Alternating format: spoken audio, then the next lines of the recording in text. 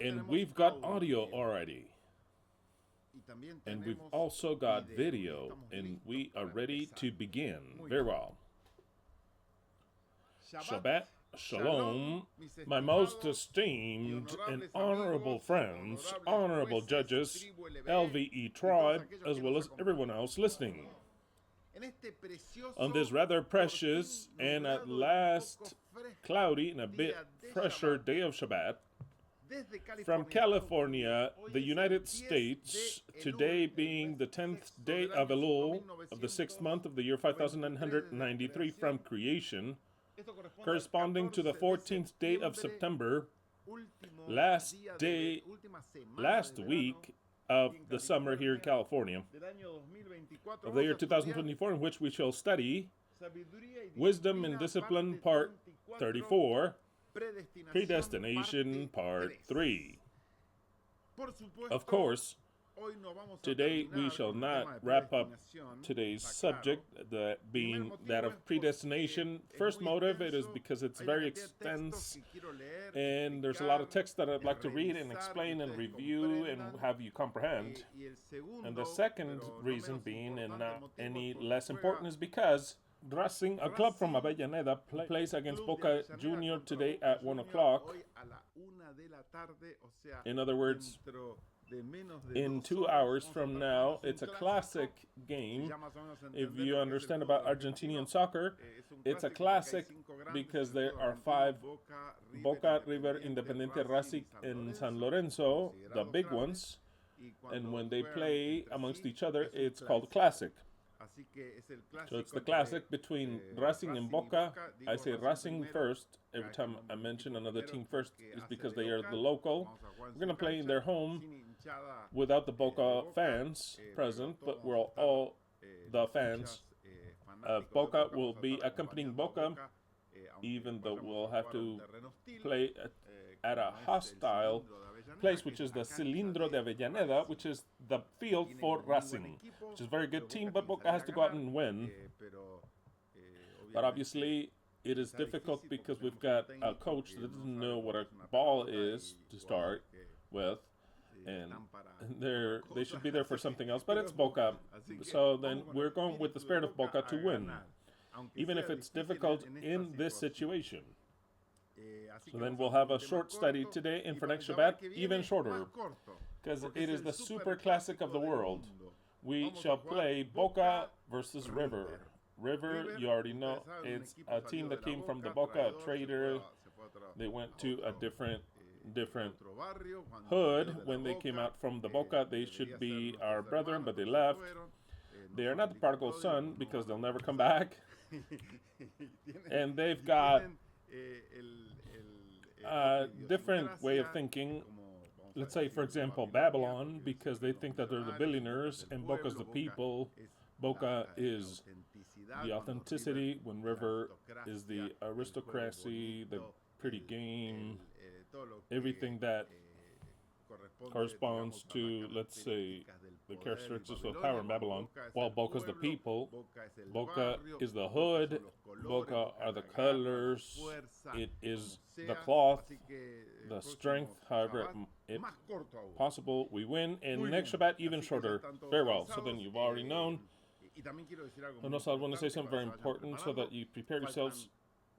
8 is how many Shabbats away? With this one, it'll be, well, taking this one out, taking this Shabbat out, which today is the 10th of Elul.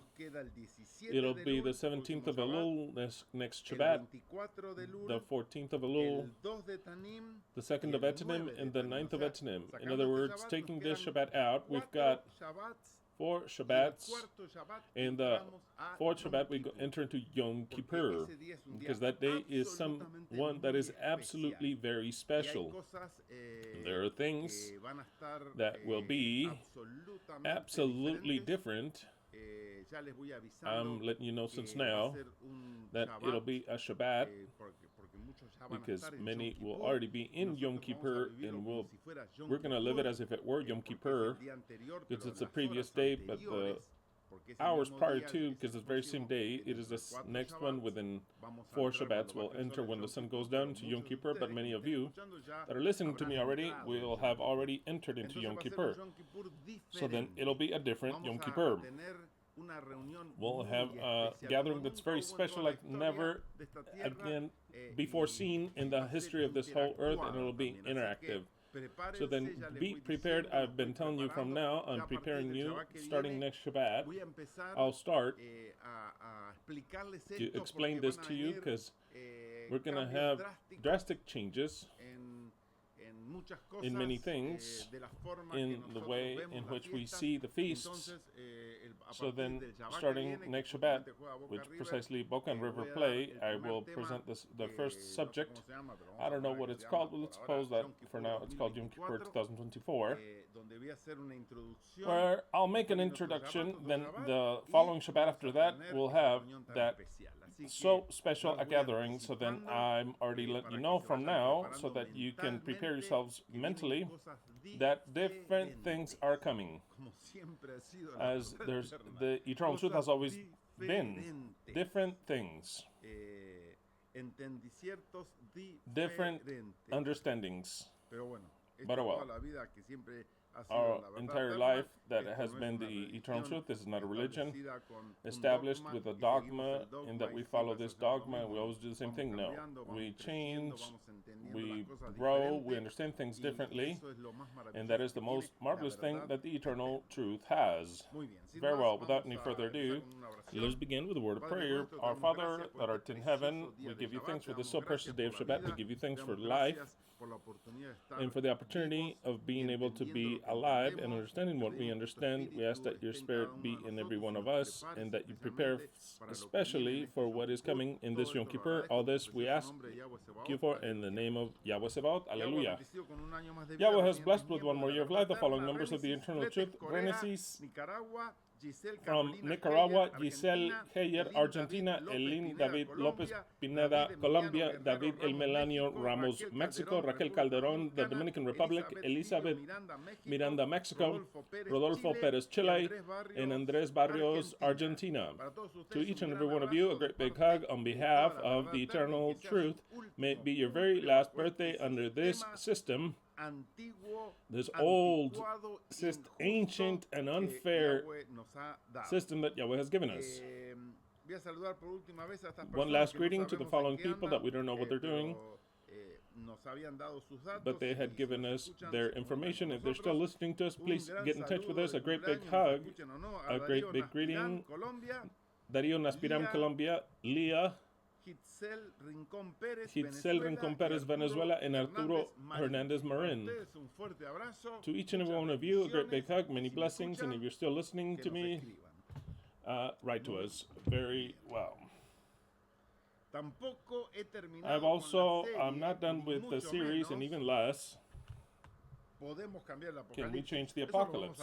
We'll take that subject again, because there are many things that I have not presented yet, marvelous things that I have not presented yet, and with something which we have yet to explain, even of can we change the apocalypse under that. So then once we are done with Yom Kippur, and if we continue on, we'll continue on until we finish Predestination, and we'll go back to whether we change or not the apocalypse, which you already understand all the answers, but don't think that I've left it aside at all. There are things that are presented and that we have to take into account. Very well. In the invitational picture, we have the greatest of all times is Diego Armando Maradona, and we thank this to Miguel Angel, who sent us, because we know it's from whom, and it's Miguel Angel, Monica, and Alexia, many thanks. And also, they sent us the second greatest, who is called Lionel Messi.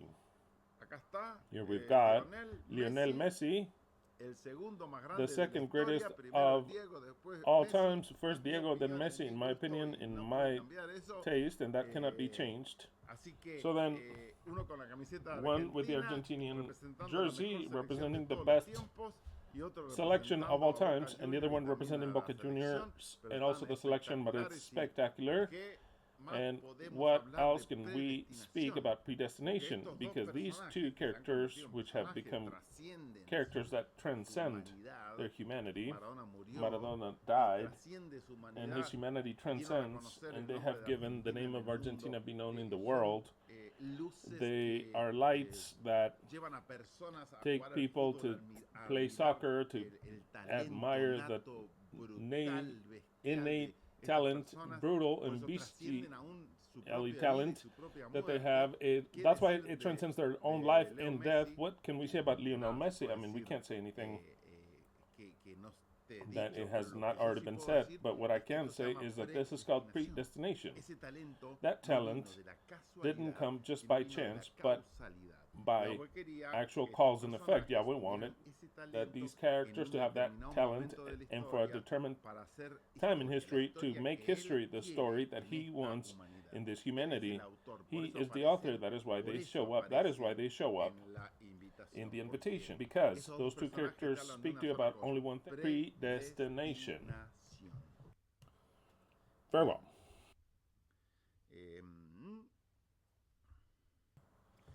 And let us begin quickly today, once and for all. Shema Israel, YHWH Eloheinu, YHWH Ekhad. Hear, O Israel, Yahweh, our God, Yahweh is one alone. It's not two, it's not three, it's not a family, it's not a lineage, it is not clones, it is not associates, no such thing exists. For us, Yahweh is one and no one else.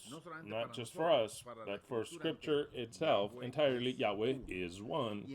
And based on that master key, can we access into a whole quantity of other mysteries that are concealed, that can only be glimpsed at and start to understand them by understanding the Shema. Shema Israel, YHWH Eloheinu, YHWH Ekhad. Why? Because the Bible is concealed.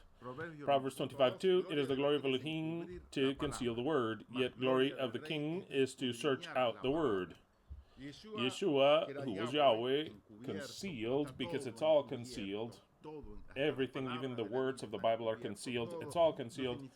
It doesn't mean exactly what it means. It means something else. That is what it's called, to conceal, because if it were just clear out, unconcealed, the Bible would say just at a simple reading, but it's not what it's trying to say at a simple reading.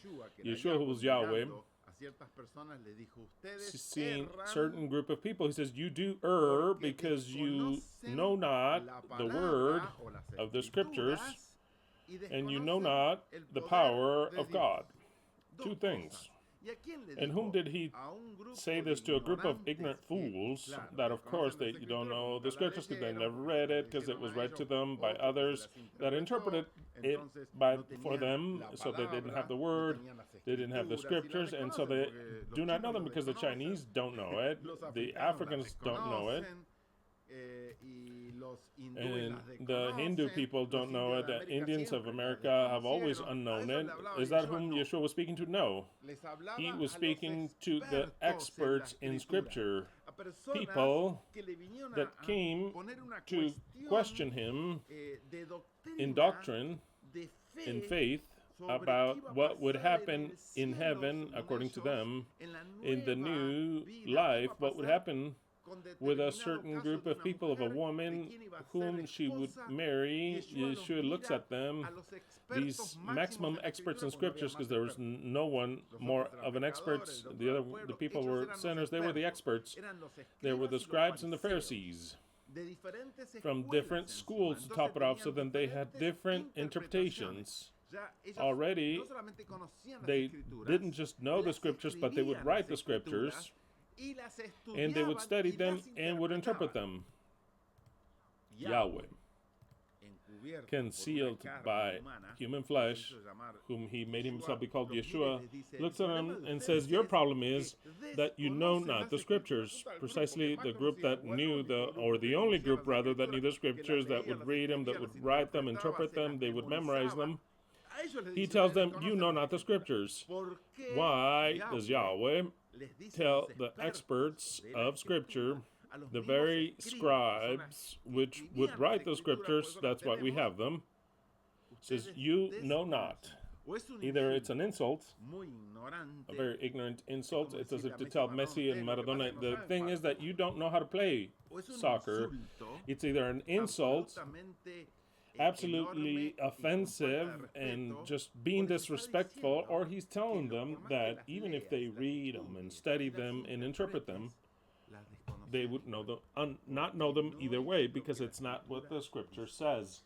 No matter if you read it, if you learn it by memory, if you do your yearly biblical reading, if you transcribe them, if you're a genius and know where every text is, doesn't matter. You know not the scriptures because you don't understand them, and that is transferred unto whom? Unto all the religions that have the scriptures as a base of faith. I directly can tell you, you do err, Christians, Jews, because you know not the scriptures, period. That's it, it's over. No matter if they read it, they study it, they memorize, doesn't matter. You do err because you know not the scriptures. And something else that you do not know is the power of God. That's the other thing that you don't know. It is the power of God. So then why? Because it is the glory of Elohim to conceal the word. No matter how many times you read it, memorize it, and follow it, you do not know it. No matter how many times you do and you try to fulfill the commandments and rules thereof, you do not know it. And they'll end up saying what it says in Jeremiah 16:19 through 21, only lies was the inheritance of our fathers, vanity to which there is no avail. If it is man that makes himself gods, then they're not gods. That is why, behold, I will make it be known to them this time. I shall show them the strength of mine arm, and they shall know that my name is Yahweh. Yahweh. Very well. So then today, Pelusa, who's Diego Armando Maradona, and Leo Messi add themselves, knowing the seals or not, which we know they know not, but the character itself of this author adds itself to the protest against the author, saying, when will you send the Elohim of justice? When we want to see him. Malachi 2:17, ye have wearied Yahweh with your words, and ye saying, what have we wearied him? In that ye said that whomever doth evil pleaseth Yahweh, and in such he delighteth, or else where is the Elohim of justice? That is why we've got El Diego and Leo saying, where is the Elohim of justice? Diego, because he's dead, he wants to live, and Leo, because he's already old, and he wants to play better, and he gets injured, so then he says, where is the Elohim of justice? We'd like to be 25 years old and play like when we were 25 years old. Any other thing is injustice, and they're correct. It would be correct to say it, both of them. Very well. We need a good 10 for Boca, and I think the El Diego would be great, but we need to resurrect him. We need to resurrect him first, and I believe that if we resurrect him, we tell him, look, Diego, we resurrected you, but just play for us a little bit, okay? I think he'd be more than happy to play with us, even if we don't ask him, because if there's no necessity of money or anything, then to tell him what team he'll want to play, he'll tell you what team he'll want to play. Very well. I don't know about Messi. Some say on the side of the traitors, I don't know. It doesn't matter. If Leo's with us, who is against us? That's the way it is. It's as simple as that. Very well. And we give King Pelé and whomever else, and Santos, whomever, it doesn't matter. The invitational text, and we go quickly into it, mind you, because today is a day that is very compact. Jeremiah 1:4-5, the Spanish DHH, Yahweh directed himself unto me and said, before giving you life, in other words, you didn't exist, I had already chosen you. Before you were even born, I had already set you apart, and I had destined you to be prophet of the nations. Wow. How do you achieve that? By writing the character in a book. So then, quickly, we start off with predestination.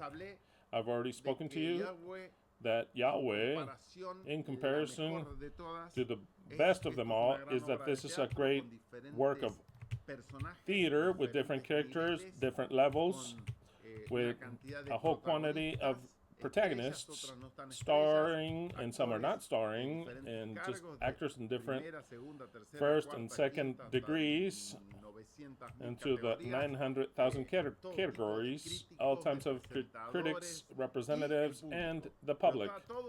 But it's all predestined. Now, I want you to understand, because we're going quickly now, that in the Bible it talks about Yahweh chose you. Yahweh chose you. We'll speak in many different texts where Yahweh chose you. Do not get confused, because it's not that he's choosing in a group of people. An election here. There are two things here. Yahweh, when he wrote his book, which is what I understand, unless he comes and tells us the truth, the exact truth, because we start to estimate and calculate what we see in Scripture. When he wrote the book, he wrote the character. The character. Certain characters were written specifically, and no one could cover them except for a character that he was to create to fulfill that character. There are other characters which, since we are so volatile and we're not robots, Yahweh himself has to choose who will develop that role. It is complicated what I'm teaching, but there is a predestination which he has to choose to see which of the two will develop that role better. That role, that is why it is created. Yahweh needs a prophet this, here, and there. So then maybe it could be that in certain situations, the most common ones, there isn't an election, but really there is directly that he forms them and says, this is that there is no other. But in other occasions, like we see in the scriptures, that there is a choosing. And maybe he had something that Yahweh didn't like, and he had to choose another to develop that role. How could that be in our life? In a real theatrical work, well, the writer, he writes the role and the character. Maybe the actor says, I don't want to play that role, or he dies. Or he dies. Or he doesn't want, except because they don't pay him what he would wish. So that's fine, we'll work with someone else. In other words, the role has to be played by someone. Either way, it changes in how he'll develop the role, because every person is different. Yahweh is actually interacting with living people, thinking people. Yes, of course, when we go very towards the place that he doesn't want us, he can take our mind and influence us. But if he has to take our mind to influence us, to harden our heart or whatever, it is because he does not have the entire power of our mind. Because if he had so, if we were robots, so then he doesn't have to choose us. We're pre-programmed. You understand what I'm saying? He has to play the role of it, and he hardened the heart. It is because the God normally would not do. No matter how he's created, he wasn't going to do it. He's like, I'm going to let the people of Israel go, and he's already made the decision. Yahweh says, no, this cannot be. This cannot be. This turned on me. It says, but I made him evil to persecute him. Now he becomes good. Oh, no, no. So then what does he do? He hardens the heart. That right there is called interacting, and it is called improvisation in the last minute. Improvisation. So then, for Yahweh to be improvising with us on a permanent basis, we are people that are not to be trusted, and we are not so predictable. How do you say that in Spanish? Predictable. We're not so predictable. Not even for the mind of God are we predictable. Predestination. Predictable is something else, right? Predictable. Not even for the mind of God are we predictable, that he says, no, hold on, not this. No, this guy doesn't understand. He does not understand. So then I'll make him for the donkey to speak to him, because this guy's not following what I'm trying to say. So he was so, he had already been so, he didn't want to follow it, so he said, I'm going to go inside and make him act, forcing the actor to do whatever he wants. Because we rebel ourselves quickly, just quickly like that. Just quickly we rebel ourselves. We don't want to do this, we don't want to do that. We don't want to do this, we don't want to do that. So then it is a master work of Yahweh to take to his ends, the the purpose. I can assure you, and it is what I understand, and if I haven't understood everything, is that Yahweh does not know. He does not know. I'm going to say something, okay? Here it goes. Yahweh does not know how Racing Boca will turn out. He doesn't know. He just doesn't know. He doesn't know. What does it mean to not know? Is not to go into the future to see how Racing and Boca will turn out. I also don't know. I want for Boca to win 3-0. Maximum 3-1. Well, it'll be enough to win, but 3-0 would be good because it's good to beat Racing and crush them. But neither does Yahweh know, nor do I know. No one knows. What Yahweh does say is that he says, I need for Boca to win, for example. Or Racing, whatever he considers. So then if he wants to interact in the result, and he'll go into a ball, and it's going to the angle, and he just like blows on it, and it hits right there, and it goes in. Or a goal that is completely valid, like we did, of how many have we made? Like the one that we made, Cavani to River, and what? They said he was already out of place, and now we don't know what it could be. Completely, he says he raised the flag and he influences the referee. What do I know? What do you know? We don't know. He influences the referee, and this is out of play.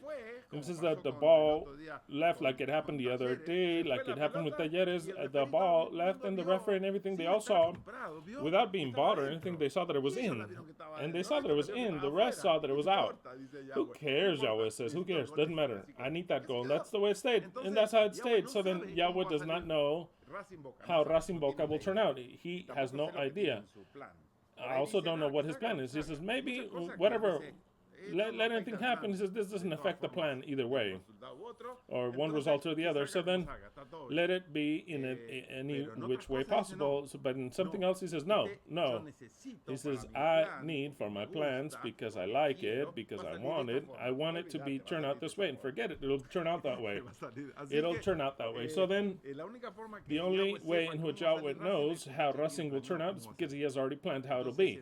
So then if he says, yes, I know how it'll turn out. How it'll turn out? No, he's not going to tell me.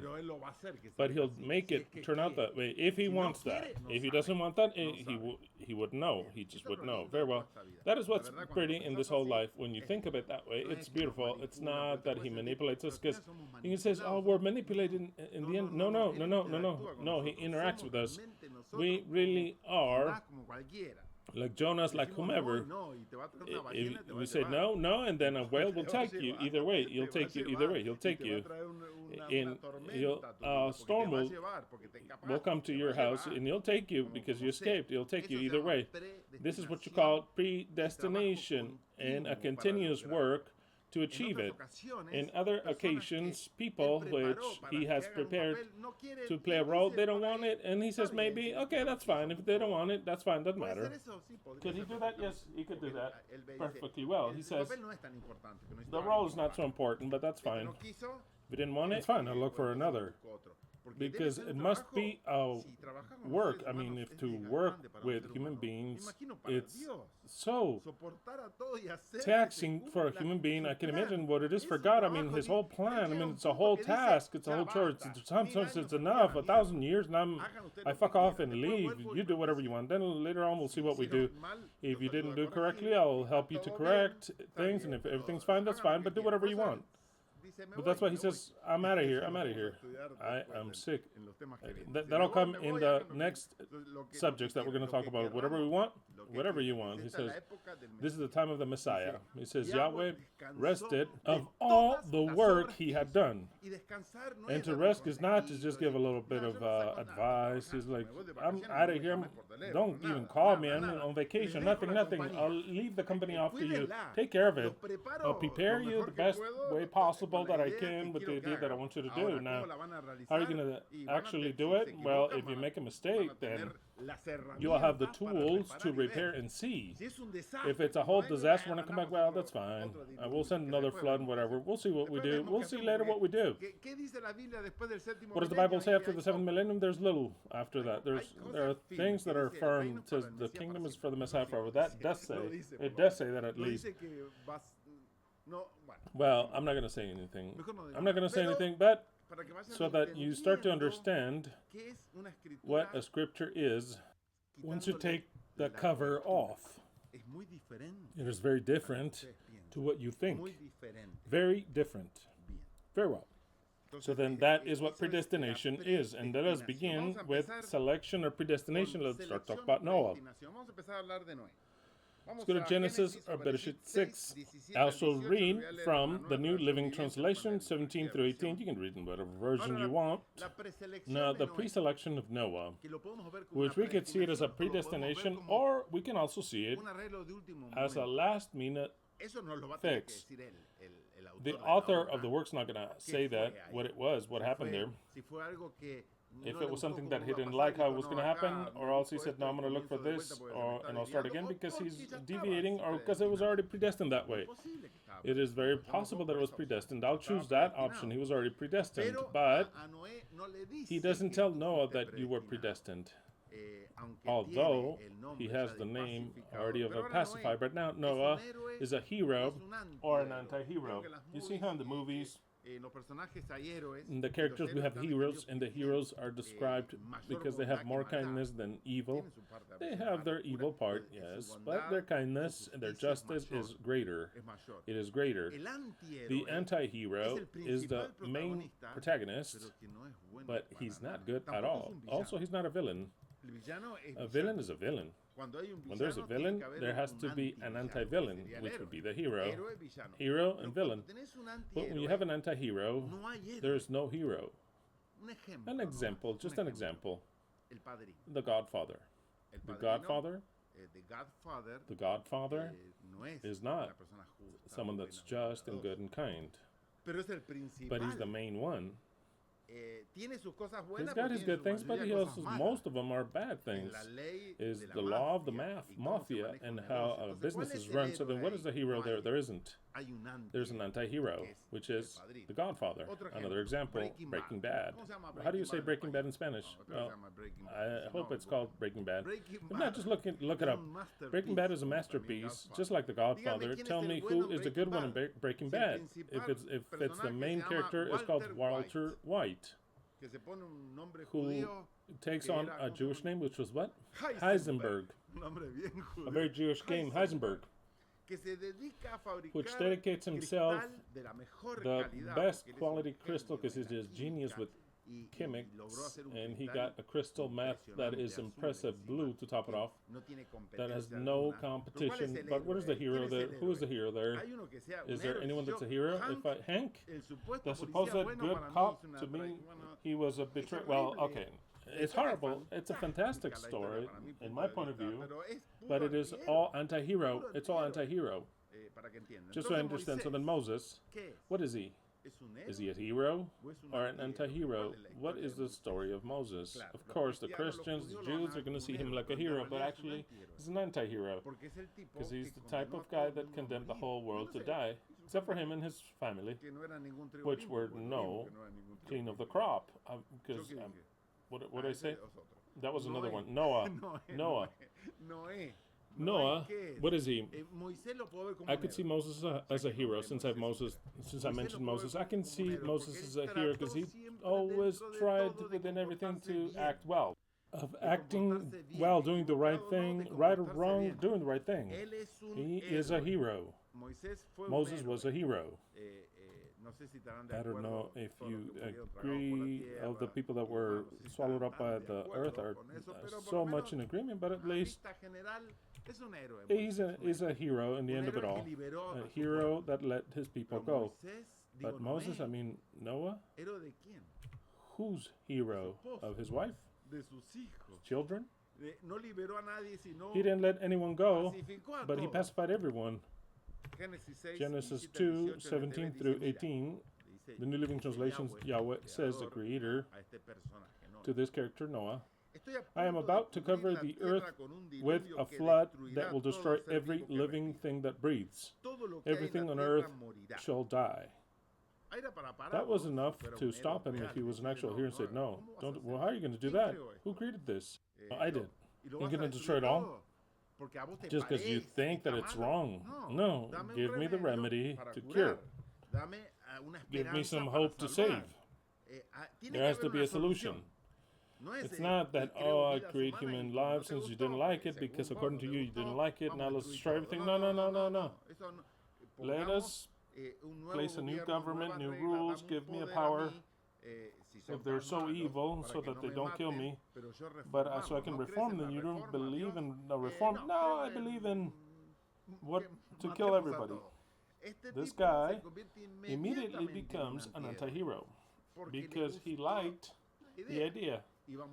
His brothers were gonna die. He must have had so many brothers, his aunts, everyone was to die, but he said, okay, that's fine.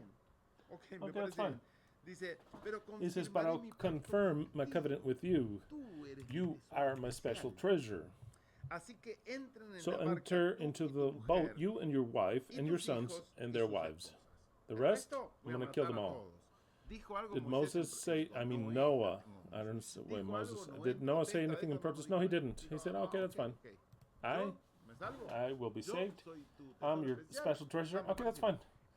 That is the position of every Christian, believe it or not. Every Christian is an anti-hero.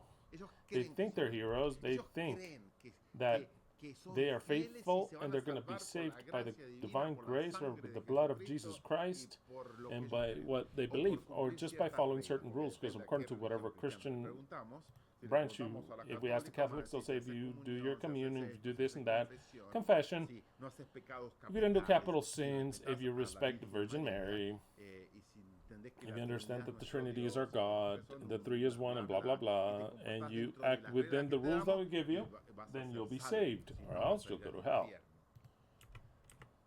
But that is exactly a message that is not be. They are anti-heroes because they know in their conscience that most will die. If they ask a Protestant, it's even worse. Because according to whatever church, every version, they're going to say, if you don't believe in this, then you're lost. If we ask Christian, the Uruguayan, not me, the Uruguayan Christian, Pamphilo, he says that he's the voice of God. They are leaving today. Is what, the 14th? In 3 days they're out of here. In 3 days, bye. 3 days they're leaving, the boys are.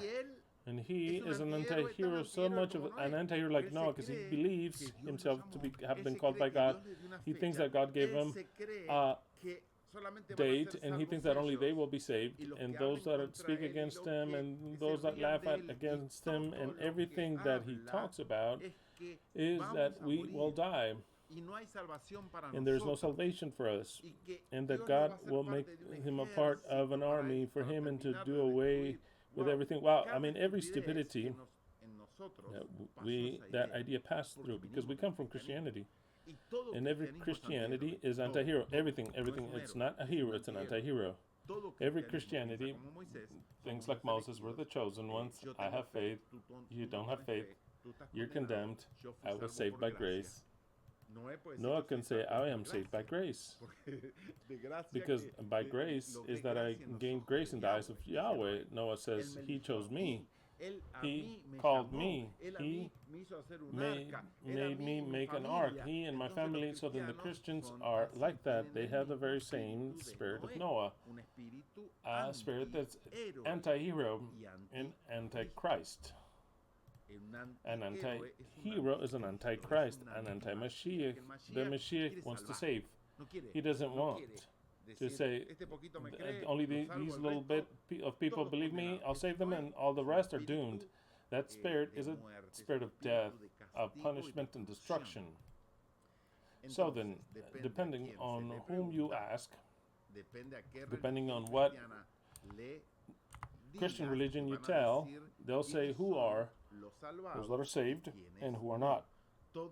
All of them cut with the very same scissors as Noah, Genesis 7:1 says.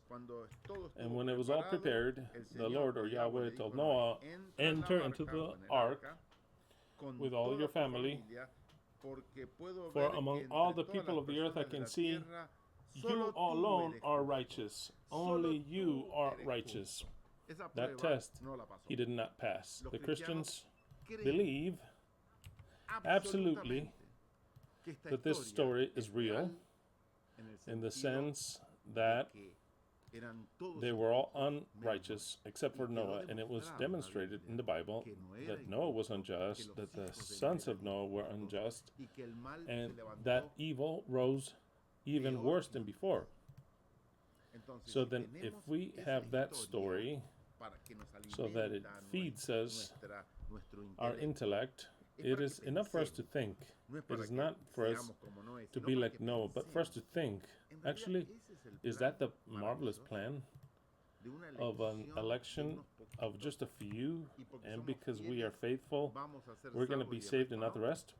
If this is so, then the few that are faithful, look at what I'm telling you, because this is pure logic and reasoning.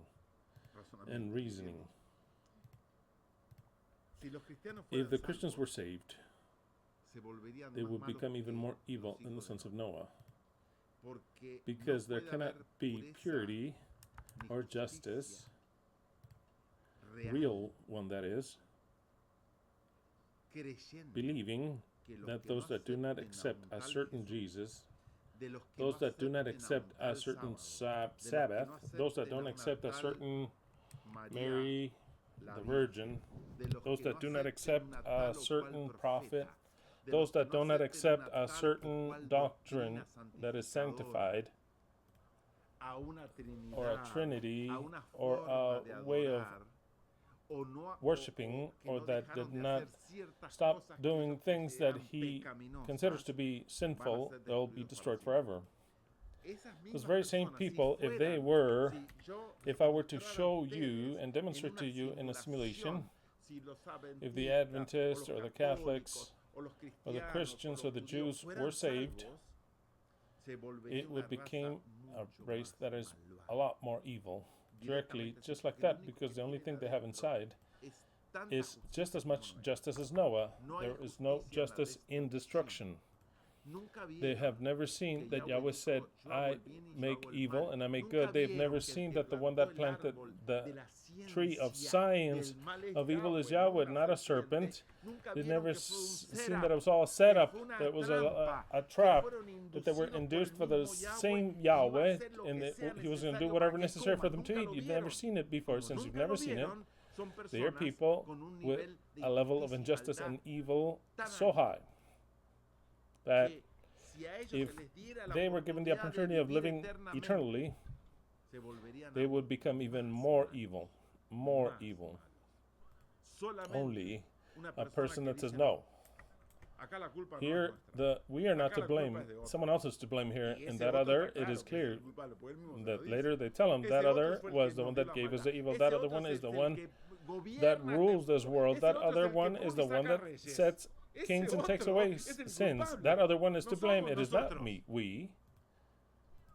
I want to save all of humanity. I want to teach all of humanity. Under every aspect and point of view, someone higher would say this guy is righteous, because that is the true essence of justice, that one. Not that of destruction, eternal destruction, and even less the pain and eternal torture, even less that. How do you believe that you're righteous?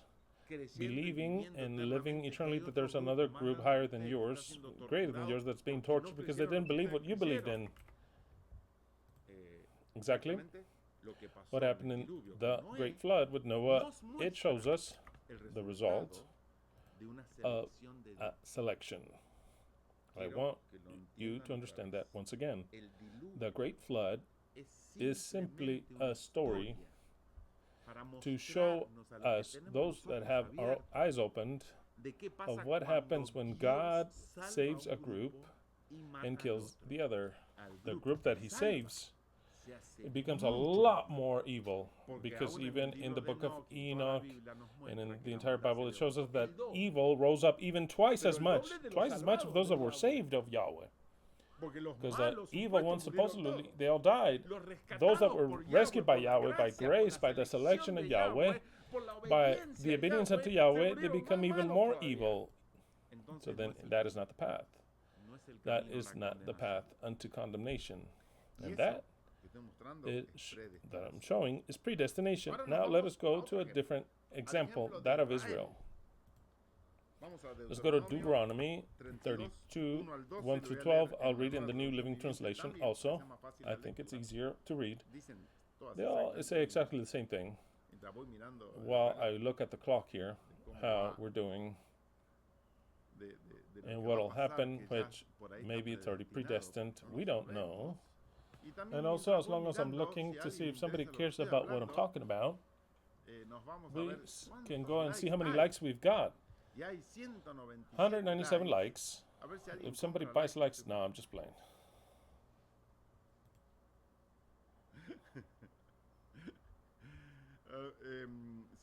197 likes, 219 watching. Wow.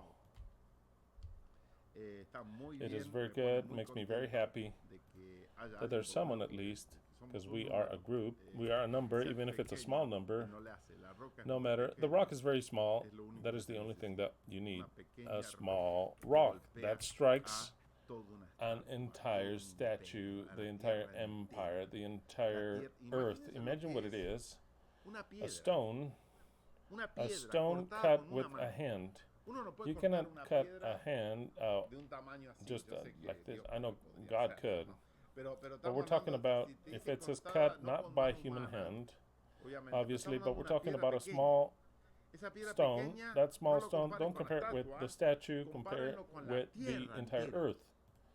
Because that little stone that strikes the statue, it destroys the whole government system, but the earth, which is immensely, incalculably greater than that little stone starts to grow and grow and grow and grow, and it starts to take on, and it takes on the earth, it covers the entire earth. What it means is that the strike of the Messiah is very small. What composes the Messiah. Does it bother me that we are a few? No. It would bother me if, it would worry me if we were thousands. I would worry there, but it's fine, those that we are. Very well, but at least what I see is that you can give us a like. Those that are there can give us a like. That's fine. Right, so then moving on. Deuteronomy 32, 1 through 12 says, "Listen, O heavens, and I will speak. Hear, O earth, the words that I say. Let my teaching fall on you like rain. Let my speech settle like dew. Let my words fall like rain on tender grass, like gentle showers on young plants. I will proclaim the name of the Lord Yahweh. How glorious is our God. He is the rock. His deeds are perfect." So then, we've already started. I don't want to analyze all this because we will never end. It's a 20-hour just to read this, but I want to highlight certain things. His work is perfect. So then, everything that he made was perfect. The flood was perfect. The evil that he gave us, it's all perfect because the work is perfect. The evil upon us is perfect because it is so that we can experience and we learn. It is perfection. That is perfection. I want you to understand. So then all the evil of man, it's all perfect. Everything that he does is just and fair at his level of justice, not yours. He's a faithful God and does no wrong. How just and upright he is. It's not that he's contradicting the whole rest that I've said, nor is he contradicting the text that is wrong. No.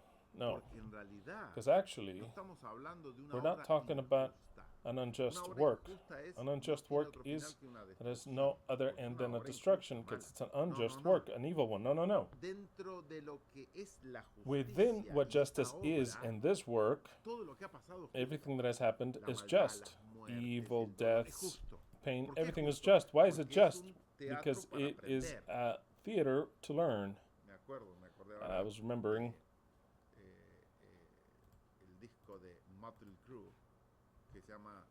Motley Crue saying Theater of Pain. That's precisely what it is. The theater of pain, but it is an unfair one? No, it's not unfair. It is a theater that's precisely created with this end, with the end that for 6,000 years we learn this part, then we'll learn other parts. How will the world be later? Well, the world will be different to what we know, and also different to what we think. Because also you cannot live in a world where only justice exists and the incapacity of doing evil. It would be absolutely, it would get to a point, I could not define it, if it would be boredom or whatever. You need certain elements, because or else the world could not get to eternal existence in that way. And I'm talking about things that we still don't understand, but always we'll have the opportunity of growing, of understanding, of getting better, a whole bunch of other things, and to learn. Not at the level that we're living in this world, but in different levels. And since we have yet to understand it completely, I'm not going to get into that subject. But what does not exist is that world of where only there's kindness and perfection, because that would be a world that would be the most catastrophic that there is. There has to always be the possibility of someone to making a mistake and someone to do evil, and that always has to exist, or else why do you want a government of justice? The title of justice would not even exist. It would not exist. Maybe you don't understand my words. Don't worry about it. They are pretty advanced words. What does have to exist is eternal life. What does have to exist is to continue to learn and to better ourselves, and for their challenges to be. For there to be, in Spanish, the challenges.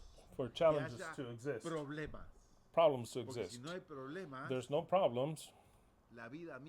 Life itself has no more sense. If there are no problems, life has no more sense. But don't worry about that for now. Now I'm talking about Israel. That the works of Yahweh in this world are perfect. If you understand that, you can then switch it onto a future world that the Bible calls perfect, but perfect is not just good, righteous, and beautiful, cute, and cheap, and absolute peace. That is not what perfection is. That is completely unbalanced. Do you understand what I'm saying? Do you comprehend what I'm saying? That is not what perfection is. That is not perfection. Perfection is in a world where things become interesting, but that we can live in, where one aspires justice and that there is justice.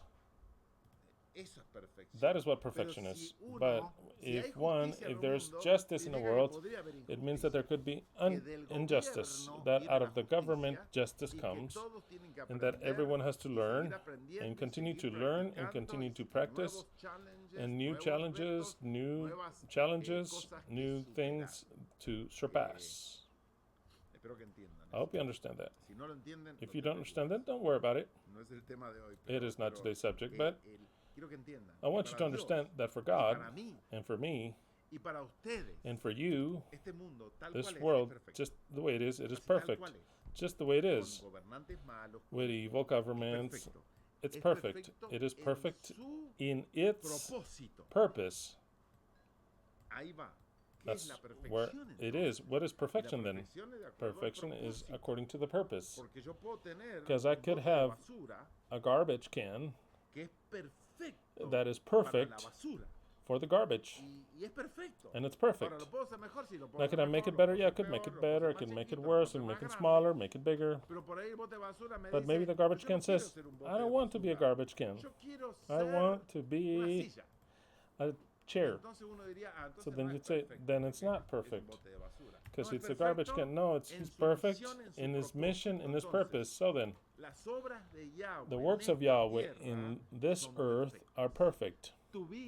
Your life, which you have lived in this plane, is perfect.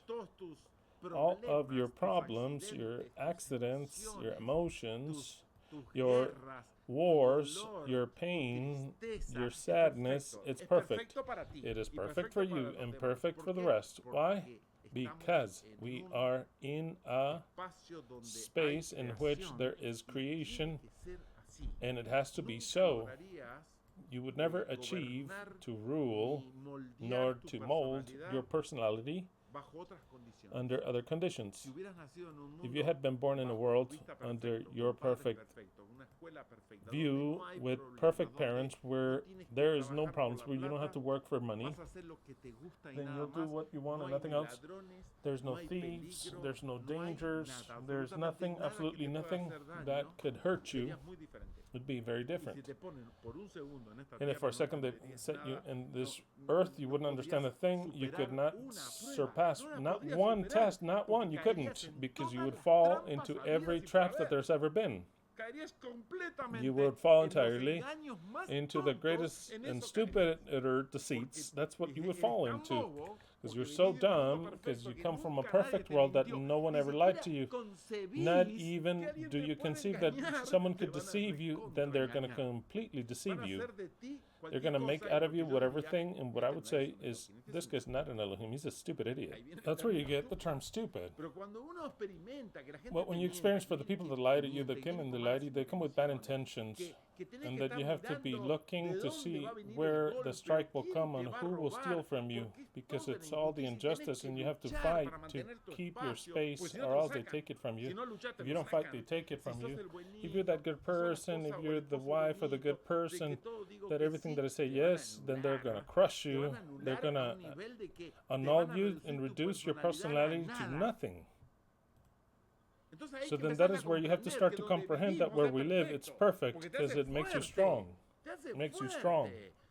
All of a sudden, cold comes, heat comes, problems come, they kick you from a place. You become desperate because you need money. It's all designed in a perfect way once you understand it. Once you understand it, and you start to understand what the Elohim of justice is, the purpose of this life. Once you understand it, like the Christians don't understand it, and when we used to not understand it, the only thing is we would plead God and say, we want for you to stop Babylon, to stop the devil and Satan and the deceivers and the demons. We want you to take us to a better place, because this world no longer belongs to us. No, that mentality is wrong. Once you understand that you're part of the work, that it's a perfect work, then you understand what your role is. If your role is to die, then you have to die. It's good. It's great. If whoever has that role, not me. I'm going to get very upset with the author and all that. Or for anything. Or for everything. Imagine if the players of Boca, if I were the coach and I'd say, hey, boys, are you tired? No, I hope you, I see that you're sweating. Why don't you sit down a bit? I don't want you to run too much, because I see you transpiring, and I don't want you to run. Hey. Don't throw yourself to the floor, because here, no violence, okay? No violence. Don't kick it too hard, because if you kick, what if you kick somebody in the face? No, it has to be softly, and try to not laugh of the rival, and try to not score almost. To tell you the truth, you're going to make them feel bad. You're gonna, if you score too much, so then no. So then you see that the training, or true training, has to be like here. Here, they come out either good, they go to a different place, but we define it as hell, the purifying hell, which it's a different instance of this. It's not that it's worse or anything, but rather it's an instance you've lived in your life, you didn't learn, now you're going to learn this way. Maybe it's even better, that form of learning. That I could care less about. I could care less about.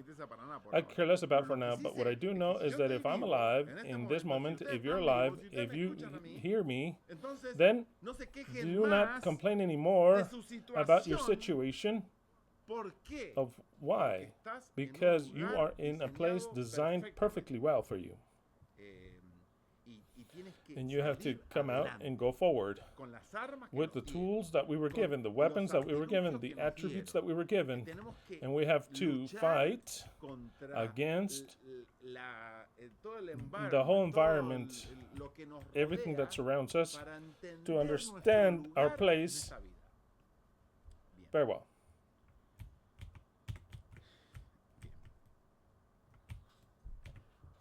So then, let us begin because time will end and I won't be able to present to you what I want you to present. He is the rock. His works are perfect.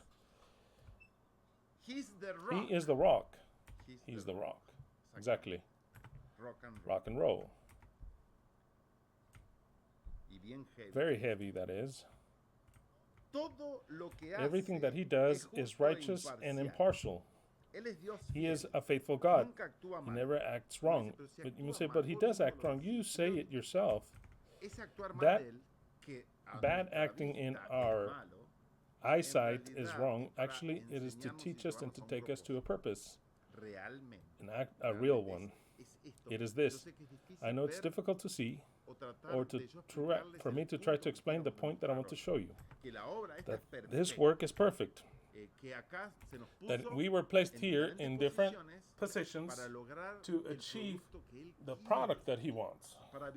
To achieve an eternal life, we have to go through here. And for us, this is the purifying hell. If we don't learn in this hell, purifying hell, for us, we'll move on to a different purifying hell. But don't believe that no one will go through a purifying hell. This one has been hell, a purifying hell. Many have understood it. Others have not understood it. They have not understood it. What the reason is of why we're here, which is predestination. And a good thing that we were given a short life. Sometimes we complain, and I complain. So short is life. But it is precisely, it is a creative space. If we were given 200 years, to tell the truth, it doesn't work so well. It doesn't work so well. In fact, I believe that it is the adjustments made by Yahweh. Look at what I'm saying. It says, I gave these guys almost 1,000 years. Now let's reduce it. Let's reduce it because it is not working out the way I want it to work. It is way too much time in this training. It is way too much time. I'll reduce it to 70 years. It's just a passing through. It is, life is breathing, like the tango says. It's just a breath. That's the way it is. For that very same reason, do we live a very few years to then later live eternally. We either learn here or we live a little bit of time somewhere else to live eternally. This is not eternal life of the one we speak of, but rather it is a school. It is a hell, a purifying one, that is. That is why it's saying that everything that he does is just. But they have behaved in a corrupt manner with him when they act in such perversion. Same thing. Also, Moses didn't understand it, or whomever wrote this. Are they really his children? They are a deceitful and twisted generation. And why? The one that's writing this, why does it say that Israel is a generation that is twisted and deceitful? It is very simple, because now I look at from afar, just like the story of Noah, and I say what happened with Israel is that the Creator made a religion for them, a religion that is absolutely deceitful, a religion that is based in rites, bloody ones, in forms, in lethal punishments due to stupidity. How is that generation going to turn out? Then deceitful and twisted. That is the product. The one writing this cannot understand it in his mind. He says, but God gave us the best ones. No, because he was also twisted and deceived. Moses or whomever. One says that it was Joshua who wrote this. Others say that it was Moses who wrote this. I could care less who wrote it, the one who wrote it. whether it was Moses, Joshua, or whomever, was deceived and twisted because he believed in the law which God had given him, the rules of the game that God had given him, and they are rules that do not take you anywhere, which are rules that make you a bad person. Even if it would seem that they are rules to make you a good person, but the form in which they were given, in which they were applied, did not achieve the product that the law supposedly had to achieve, which was to be a righteous people, a good people. No, it turned out twisted. Why? Because it was the effect, the premeditated one, that is, by Yahweh, by observing his Torah. It is more than clear. It is difficult to comprehend what I'm saying, but it is very simple when you see it already in history. When did Israel become a people that is righteous and good by observing the Torah? When? Before? No. He destroyed the first temple, but it was destroyed because it is in part so that they could notice. They made another one. He destroyed it also. He spread them out throughout the world. They still keep Torah. And let me ask you, did Israel become a righteous and good people? The conclusion is, of course not. The Torah is the manual of the beast. Because if you follow the Torah, you become a true beast. And I notice, and I hope that at this point you notice, that by observing rules and laws, strict ones, under pain of death, of non-salvation, under pain of death, under pain of complete annihilation, you achieve a people that is evil. You achieve a people that is unjust, like could be from where I came, the Adventists, that if you do not observe what they say, or if you break certain norms that they have, you are condemned to hell. And they delete you from their membership, and they say, I don't know how you're going to achieve the forgiveness, but just by rejecting certain things, you already have the condemnation assured. And if we go taking those things out that the religions add, just a Christian, let's say an authentic one, if you tell him, well, I do not accept Jesus as my Savior, he's lost. He's more than lost. Because Jesus died for you, you have to accept his blood. And if you do not accept it, you are lost. So then, that generation and this religion, both the Jewish one as the Christian one, it makes you a bad person. A person which will judge you and will condemn you. Will condemn you. You already forgot that there are texts that say that Jesus died for everyone. Well, if you accept it and if you're a member of this place, the German place, if you observe these things, if you observe this and that, and if you don't do this or that or that or that, so then yes, the blood is good for you, or else not. Don't you see that they are people that are condemning people, beasts. They're not just beasts, those that follow the religious Jewish system, but it's beasts, those that follow the Christian religious system. They're beasts. Absolute beasts that love Noah, but didn't even know what he did. And they're just the same. They love Abraham, that he was going to kill his son. And if they were there, they would try to do the very same thing. And they hate the death of Jesus. And if they were there, they would try to save him. They would say, don't condemn him, don't crucify him, do not punish him. They prefer to receive the punishment instead of Jesus, because they do not understand what justice is. If they were to understand it, or if there were any justice in them, they would have to grow, and they should have already grown, like it happened to us, and to have broken the molds of the religions.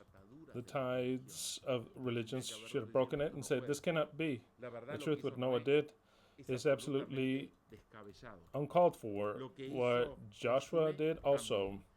What was done by this or that also. What was done by Elijah also. Completely uncalled for. And it cannot be that God sends to hell people that didn't know anything just because they didn't know anything. Because they didn't know anything, off to hell. People that didn't know anything. Nothing that they know. They're already condemned. Why? Because they didn't know anything. So then, this world needs an Elohim of justice, a real one. Something they don't have. They don't. So then, the one that wrote this continues to speak. Is that how you pay the Lord? He's talking to Israel. Is this how you pay Yahweh, you brute people, without understanding? No, he's paying well. They are paying according to the religion that was given to them. That's how they're playing. You give me this religion, you made me this, you made me a monster. Exactly. It's not that you bring up crows and they'll take your eyes out. No, do certain things to a people and they'll become either a slave or an assassin or a beast. So then the people became a beast because of the rules. Isn't he your father who created you? Yes, of course. He created Israel, the father. This is predestination, creation. And what, did he created him wrong? Listen well, did he created him evil? Because he says all his perfect works are perfect. No, the people acted in the way that they had to act. Yahweh, believe it or not, was happy the way Israel had to react. He did not want a faithful Israel good. No, no, no. His plans would not turn out. His plans would not turn out. If he had people that were just, pure, and good, no, none of this. No, I have to make Israel what Israel has to be. Because that's the way I wrote it. That's the way I wrote it. It says, is he not your father created you? Yes, of course, he created him that way with the laws that he created for them to make him into the way that Israel is before, now, and what will be later. Did he not form you and establish you? Of course. That is why, for that very same reason, he forms a cat, and he creates a cat, the cat will meow. It's not going to say wow. It's going to say meow. So then, he created Israel, formed Israel. He actually does not complain about how Israel acts. Some idiot in Israel wrote this there just to see if it's the very same people that, because he thought he was righteous. The one that complains here, the dead person is afraid of the headless person. The same thing that I would say Moses or whomever before criticizing the people in saying that they have a hay in their eye. Take the huge 2x4 off your eye, Moses. Don't you understand that the product, the people that you see, is an exclusive product of the laws that you gave them? Don't you see it? You don't see it? That because of killing that person, because of violating women, and because of killing entire peoples, you have that people. What did you want? A good people, humble, righteous. You made a beast. You made for women to show their panties to the priest to be purified. You made a people that is absolutely machista, misogynist. You didn't even give commandments to the women, and very little, but at a level of just an object. You made the 10 commandments and you said, it is all to man, not the woman. You shall not covet thy neighbor's wife. And to top it up in the house, you shall not covet thy neighbor's house as an object. Don't covet it, and neither the wife of your neighbor. The house is more valuable than the woman. And if I were a woman, I would read this and I'd say, those not written for me. No, they were not written for you. That is why the Christians, the Adventists, are all reverend sons of bitches that do not read. They do not read. What the fuck do they read? What Adventist reads that the commandments that they worship so much and they put them up and they kiss them? They're not written for a woman. They're written for a beast, to make them into a beast. They don't understand it. I mean, it's so easy to see. It doesn't say you shall not covet the husband of your neighbor. No, it doesn't say that. So then it's not talking to the women. The women is either way, they're just an object, garbage, an object that has less value than a home. Careful, don't covet the house. Then don't covet the woman. And then don't covet the servants and then the animals. But on the list, Yahweh made sure by creation and perfection to place the woman as an object to be crushed upon, bleeding. And for men to say, she is filthy. What do you mean filthy? Because you are you're shedding a liquid which is blood, which is unclean. Wherever you sit, you sickly woman, we have to burn it. If you touch something and she had menstruation, we have to break it. We're the pure ones. The man, you? They didn't see that. No one saw that. So then when a Christian comes to tell me, oh no, you don't understand. Understand what? You don't understand anything. Nothing. You're blind. You're beasts. Beasts! Because these, some stupid religion to be stupid. But this is a perfection. Why is it a perfection? Once I opened my eyes, or you open your eyes and say, wow, of course, I had to come out of that stupid religion. Both Jewish as Christian. A religion that makes you an unrighteous animal. So then I read this. It is written by an unrighteous animal. So then when I read, I don't read the true words of justice, but rather I read complaints of an unrighteous person speaking about another unrighteous group that don't listen to him and doesn't see what he writes, that the product that he's seeing is the very product of the results of the law.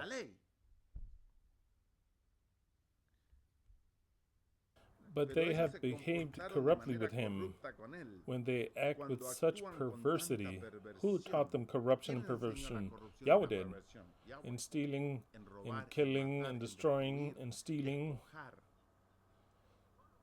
In the only way of circumcision, right there, animals. Just like that, animals. Bloodthirsty animals, to cut a piece from their son because their God asks for it. That in the psyche makes you a malignant person.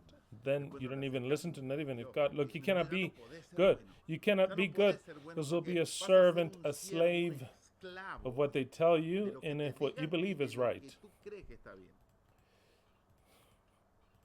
It says, but they have acted corruptly toward him when they act so perversely. Are they really his children?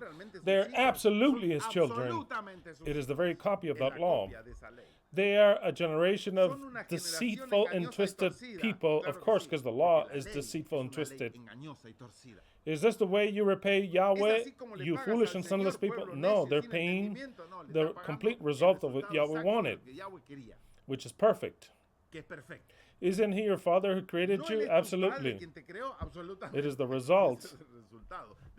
The apple does not fall far from the tree. But that is the way he wrote the book of the father of Israel, not of the real Yahweh. Let's see if you understand what I just said. Out of the face that he showed, he presented himself as the father of Israel. He's not really the creating Yahweh. The one that presented himself with his face is just a phase of Yahweh. It's the one that he wanted to show. Do you understand? Do you understand what I just said? It's not that Yahweh, with everything that Yahweh is, he came and he says, I'll give you this law. No. He showed just a character of Yahweh, just as much as the one that showed the character when Jesus came, or Yeshua, another character of Yahweh. It was Yahweh as a human form, but just a character. Do you understand? It's the same thing. Exactly the same thing. So then the father of Israel is a Yahweh in the creating version of a being, a horrible one that is, horrible, as the people are. The apple does not fall far from the tree. Identical. His children, identical. Are they really his children? He says, they are a deceiving generation. Is that how you pay the Lord? Oh, you deceiving nation without understanding. This isn't that your father who created you? Did he not establish you completely? Absolutely. That's why they act that way. Remember the days of long ago. Think about the generations of the past, one worse than the next. Tell me, what generation of Israel I mean, the stupid idiot that wrote this,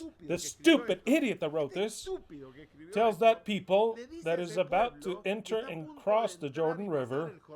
This is chapter 32 of Deuteronomy, and it ends there. The stupid idiot, he says, just thinking the generations of the past one, which were the past ones? They all died in the desert because their father Yahweh cursed them. Older than 18, dead. The other generation, they were slaves in Egypt. That generation is what we've got to think about. Enslaved people that didn't understand anything about any law or anything. What other generation? Let us go to their fathers, which are the 12 sons of Jacob. How were they? I mean, don't even mention it. Don't even mention what they were. Oh, mamma mia. One got in bed with the father's wife. Let's go with the father. Was Jacob just? Let us go to above Jacob, Isaac. Was Isaac just? Let's go above that. We get to Abraham and the generation and the there. So then what generation is this idiot talking to me about? One was worse than the next. But this would seem to be a romantic novel. Think about the generations that were so good and pure. And you're not like the fathers. I mean, the fathers were worse than them. What are you talking about? What is this idiot talking about? Think. This book is for the intelligent. Think of the days of old. Think in the previous generations. Ask your father. What father? What father we're going to ask? The ones that I've just mentioned. And he shall inform. What is he going to inform to you? If one was more of an idiot than the next, one more evil than the next, one more perverse than the next.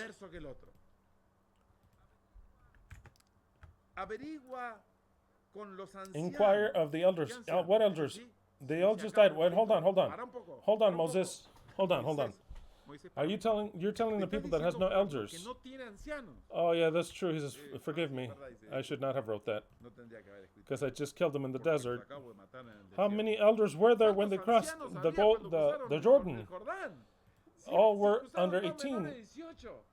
And so then what elders are you talking to me about? What elders are you talking to me about? The elders died because they wanted to eat quail. And when they were eating them, their version of Yahweh, don't think that Yahweh, I mean, it's all part of the script. It's all part of the script, the version of Yahweh. He acted like he was upset and he killed them. Another part died in other things. Another part died bit because their version of Yahweh sent them serpents. And since he sent them serpents and he made them look at an image that they had prohibited to look upon. Because one of the texts says, thou shalt not make images of anything. Thou shalt not make an image of anything. But to Moses it tells, if you want to save the people of the serpents that bit them, that I sent, it says, make an image unto yourself. Yes, make yourself an image. But that goes against your 10 commandments. It doesn't matter. That's the way I am. Why am I like that? Just so that you see that it's all dog shit. I mean, not with that you should notice you're such idiots. I say thou shalt not make images of anything, but you make an image for the people to look at the image and be saved. So then all the people of Israel looked at the image and were saved. So then how's that mind left? Completely fucked up. How would you say that in Spanish? The mind is left turulú, like crazy, because it says here, thou shalt not make an image. Our leader will make an image. The image saves us. But I'm still believing in thou shalt not make an image. And it was so much that then they had to destroy the image because everybody started to worship that image. The story of that saving image. And then the Adventists say, oh no, we do not worship images. What? I mean, they don't understand anything, the Catholics. I mean, what? They're more pagan than to worship the images of a bronze serpent that would bring you salvation. What a twisted idea. That is what the religion does, to make a stupid people, to make a bestiality of a people. Part of the genius work of Yahweh. Blessed are they who see the things that I say. You can write that in the Bible. You can write that down. Christian said, blessed are they that are able to see what I say and have ears to understand my words. The rest don't understand a thing. Not a thing. So then it says, ask your father, dead, find out with the elders who all died, and they will let you know. What are they going to tell you? They're dead. They didn't have a fucking book. We come with whose book? Whose book? The book of Abraham? It was written a lot later. When the Most High, I mean, this one's very good. It's very good. What time is it? Because I'm about to leave you. It's 12. Oh, wow. 12:31. 12:31. I start to speak. I don't know why time flies. Is it that there is, in this reality, when I speak, time flies for you to listen? Because tell the truth, or either I'm so fun speaking, or I don't know, time just flies. I don't know what happens, actually. It's the way it is. That's the way it is. When the Most High assigned territories to the nations. Oh, and who assigned the territories? To the Mayans, the Incas, the Aztecs, the Hindus, the Chinese, everyone. Who did? Who did? Who was it? The Most High. The Most High. He assigned. That is what you call predestination. He assigned territories unto the nations when he divided the human race. Oh, who divided the human race? Who is the divider? Divide to conquer in his kingdom. Divide to conquer. Just like the Mason phrase. It comes from Yahweh. Yeshua said, but I didn't come here to unite. I came to divide. What Yahweh say? He told them to their face, I came to divide. He says, I'm going to put a father against their son, a son against the daughter-in-law. In a house there will be 5 people, but 3 against 2, because that's what I do. And divide it, to divide and divide. What does the Messiah do? To join and join and join. What did Noah do? And those, the anti-heroes, to divide and divide. We are saved and the rest to hell. All divide, divide. Precisely, the Elohim of justice, something that has never existed. What he does is stop dividing. We're going to put people to join, to put people together, to put people together. It is the difference to divide and put people together. When the Most High assigned territories unto the nations, when he divided the human race, he established the boundaries of the peoples. Who established the boundaries? Do you think that it was the leaders that say, I'm going to conquer this? No. Who established the borders? Yahweh did.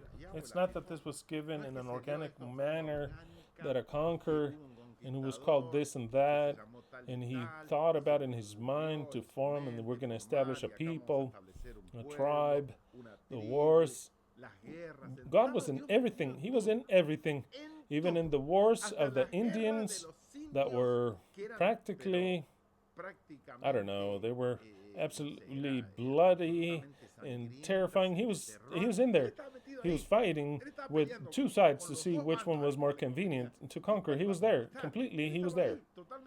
Because that is what it is to divide the human race. God divided the human race. He set the boundaries of the peoples. Okay. I've explained this many years ago. Those that come from a long time ago in the eternal truth, they should know the answer. They should, because the translations are not adequate. And this one is absolutely inadequate. But I'll read it either way. He set the boundaries of the peoples. All this is predestination. Why am I reading this? Because he fixes this for you, this for you, this for you. What is that? That it's all predestined, and he creates in the moment. Here I'm going to place this, here I'm going to place that, here I'm going to do this and that. Argentina, I'm going to place him here. I'm going to call it Argentina. I'm going to give him this flag. I'll give him this nature to those that live there. I'll form them in this way, those that come, because it's more than anything, it's immigration, but they'll have this way of thinking. Don't think that everything was given because that is how the world was given. No. Nothing was born out of chance. Nothing. This is not a big bang of the human beings. It is not the big bang of Adam and Eve. That Adam and Eve having children and it was given away the way they wanted. No. These are 6,000 years of creation, and Yahweh is tired. He's tired. Yahweh is. He's tired in the sense of that he wants a rest. He wants to repose. He says, I've already worked for 6,000 years. And now I'm going to give this whole work to someone, and I will go and rest. We do not know, nor do we have the least idea, and now some will not understand a thing, or will say, what is he saying? Out of the Bible, he's going to say something. We do not understand. If there's something above Yahweh. For us, Yahweh is only one. Period. That does not mean that doesn't exist in this whole place of existence. Other people equal to, different, more powerful, least powerful than Yahweh. It doesn't mean that. And I'm not saying people, beings. We don't know that. For us, for this earth, for our reality, there's only one person, and we accept that rule by fire, period.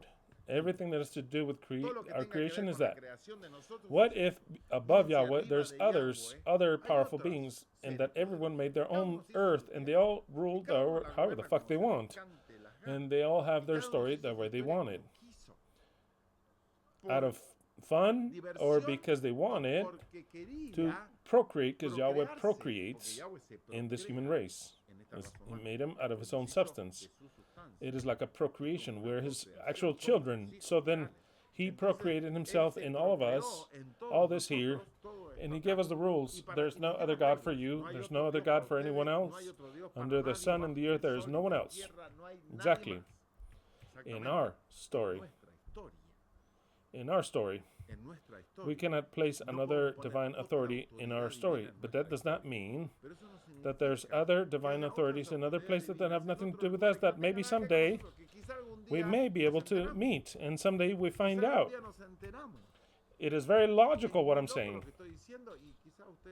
What I'm telling you, nothing else exists other than Yahweh. Maybe Yahweh is the son of another Elohim that had a world, and then afterwards he, with all the power that his father or whatever gave him, he made his own story.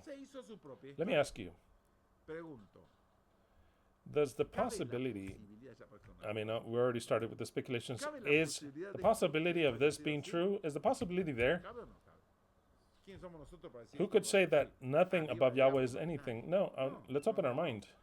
If there's no one, I don't find that to be wrong, either good or evil. Let him show us. But I am sure that when he finds us worthy to show us the absolute reality of where we live, in the heaven that we live in, that we are enclosed in, you've seen the story of who gave the story, a bug story. Who's watched that? A story that is about insects. The bug story, is that what it was called? Bug's Life. Who watched Bug's Life? No one watched Bug's Life? Okay, A Bug's Life tells the story of a place where there was little ants, and there was other little animals, and some locusts. Yeah, they are locusts. What do they call them?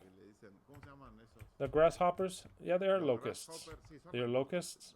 Huge ones, and they would come, and they had to give a place because the locust didn't want to work, so then they would give them a part, and they would take that part, and if they didn't have it, they would destroy everything. But they, I don't know if I'm confusing the stories, but they, of course, they thought that their world was like that only, and no one could leave from there. But asking for help, a little ant that thought outside of the box left. Because there was a barrier that says you cannot cross through here, and he left. And he found a whole world that was completely different. Something that no one had ever seen. And it's kind of like it blew his mind, because that little ant thought that was its universe only. But actually, it was a universe which, if you knew him, there was more. And then afterwards, the movie shows you that everything would happen just imagine a little ant place for us. You would say, this is absolutely insignificant. Imagine what an ant colony is in the world. Well, possibly we might be a type of that in a world which maybe is a lot greater than what we think. A lot more greater. So then we have to have our mind very, very well opened. Another movie that I could quote, which is crazy, is Men in Black. Men in Black the movie ends, and which the aliens come from everywhere and blah blah blah. They come and the movie ends and like everything happens on Earth. I mean, also it's a sphere, by the way. It's a sphere. The camera draws away and away and away, and then you can see everything that they made us believe that the galaxy is, and the rest, it goes farther and farther away. In many galaxies, it goes farther and farther back. And in the end of it all, everything that we thought that was a universe that was so great that we could not, it was a little ball like this. And there was a being, evidently ultra powerful, that was playing not with that ball where we came from, but with many balls. He was playing like this, like saying, as if to say, you really live in a place that you could not even imagine how great it is and all the systems of life that there is. Okay, so then, what am I trying to say? That we're the only system of life? No. We are the system of life of Yahweh. Yahweh, the only creator, thought about doing this, which is a lot greater? Yes. Not that we're going to expand it? Yes. That there are things above him? We don't know. Well, I don't know. I don't know. Could there be? There could be. Okay. I don't even know why I deviated with that, but I digress. Okay. Continuing on with Israel. No, wait, hold on. It's 12:42. Let's see if I wrap this up a little bit here. Oh, yeah. When the Most High assigned boundaries unto the nations. Oh, that's where we started. That's where I made that explanation. So also I could read, when the Most High assigned the earth for you. Maybe there's other earths for you. It's the same thing. When the Most High established, for example, the Incas, the Mayas, the Aztecs, and I'm referring to always the tribes that are here, of course, always, of America. Did they think that there was other civilizations much more advanced elsewhere? No, they could not even imagine. They had prophecies that I don't even know where they got. Just read Apocalypto. Yes, of course, it's a good one. Apocalypto is good. They had prophecies that some gods would come that were white, and they were waiting for him. And who got there? Supposedly Christopher Columbus and all the rest. But supposedly they were waiting for him already to receive them, because they were gods that were coming. And they had drawings, they had prophecies. And the question, who gave them those prophecies, and who made all those things, premonitions and visions that they had? Who could that be? The Creator. I mean, it's the very same one for Israel or for the Indians of here. Both religions are dog shit, either way. Okay, so then it says, the Most High assigned territories unto the nations when he divided the human race and fixed the boundaries of the peoples according to the number of his celestial court. Very incorrect of a translation. Which he fixed the limits, the number of the peoples, the limits of the nations. He fixed them according to heavenly court.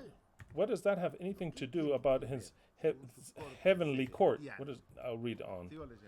For the people of Israel belongs to the Lord, Yahweh. Jacob is his most precious possession. Who wrote that? It was written by an Indian? No. By an African? No. Who can write that the possession of Yahweh, the most precious one, is Israel? Who? Who could have written that? An Israelite. Yes, of course. Oh, but of course. Who do they think they are? How's he going to say such barbarity? This is absolutely an anti-hero. How's he going to say that the most precious possession of God, the most portion of Yahweh is in, so then what about the rest of the peoples? Whose the fuck is it? Of the devil, of Satan, of the fallen angels. And I even got to think that it is interpreted, that there are interpretations that way, that according to the angels that he had available, he says, I have how many angels? How many countries are they? Let's say 200. Just round it off. I have 200 angels, 200 archangels. So then I'm going to divide the kingdom in those 250 are too evil, another 50 are too evil, and the rest are, they're not so righteous. So then rule them however you want. So then all the archangels went. I used to believe that because that's what I was taught. They each went to their land, and their divinity was formed and their peoples. But the portion of Jacob, it was a portion of Yahweh. That one is of Yahweh. Now the rest I could give a fuck about. That's why it says, when the Most High assigned territories unto the nations, when he divided the human race, when he set the boundaries of the peoples according to the number of his celestial court. For the people of Israel belongs to Yahweh. Jacob is his most prized possession. So then the rest belong to whom? Who is his heavenly court? What the fuck does it say there? Well, that right there, those that remember can remember, and those that don't, they're going to have to wait. Because a very important game is about to begin. But we'll retake this. We're going to retake this after Yom Kippur. We're going to retake this exactly here after Yom Kippur. Because next Shabbat, we have some minutes, and come kind of like thinking that I'm going to start maybe. I don't want to promise, but maybe if those that are present today here and they come a little earlier, I could start off a little earlier. Because next Shabbat is the super classic of the world. You cannot be compared to Barcelona, Real Madrid, not in the very least. No, it'd be a lot. They're not going to come. If you can agree to come a half hour earlier, I'll start a half hour earlier. Half hour earlier, an hour earlier. It's too difficult. Half hour before, pay attention, and we'll start next Shabbat. It's as simple as that. Can you get here a half hour earlier? Okay then. Because you live very far away, not around the street, around the corner. So then, what was I talking about? Okay. Next Shabbat, we'll start to talk about Yom Kippur, because I have to start to make you understand certain things, because the things will be different. And already I'm anticipating to you that you prepare yourselves to understand things in a way that is different. Just like you're already used to understanding things. Very well.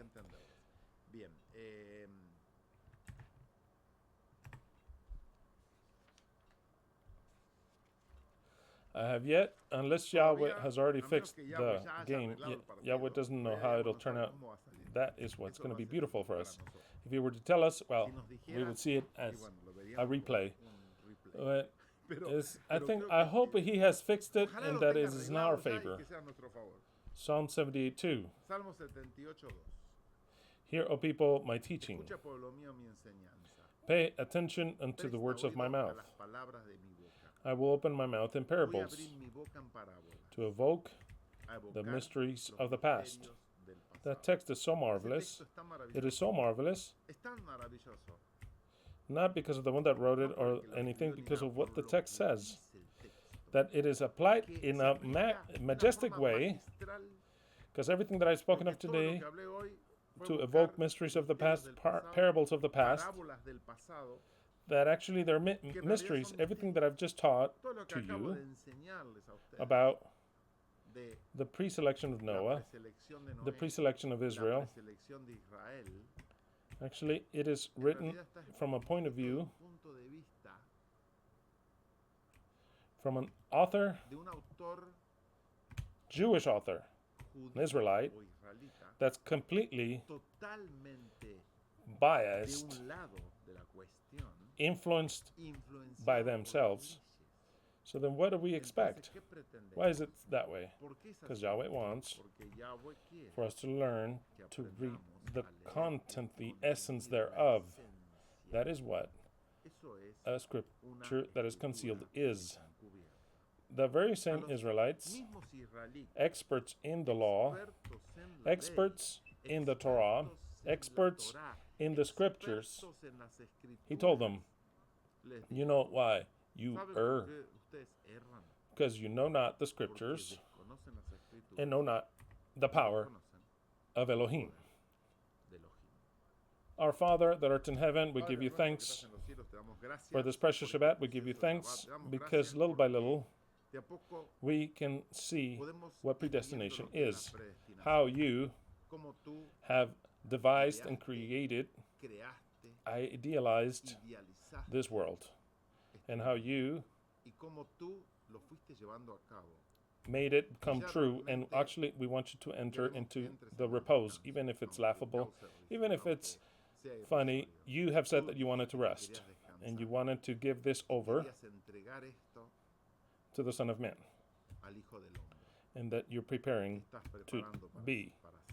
And the time has come.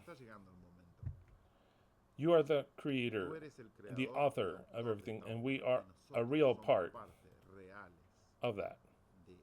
We give you thanks because we understand your plan.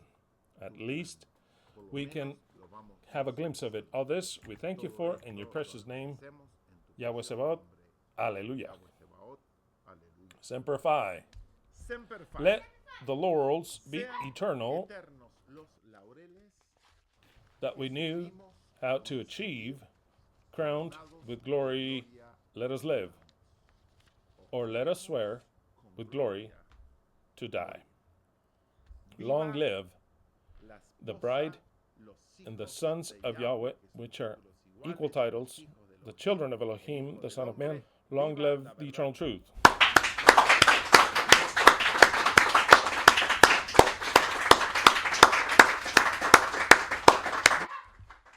Blessed are they that have ears to hear and eyes to see and heart to understand. Aguante boca, aleluya, to every one of you.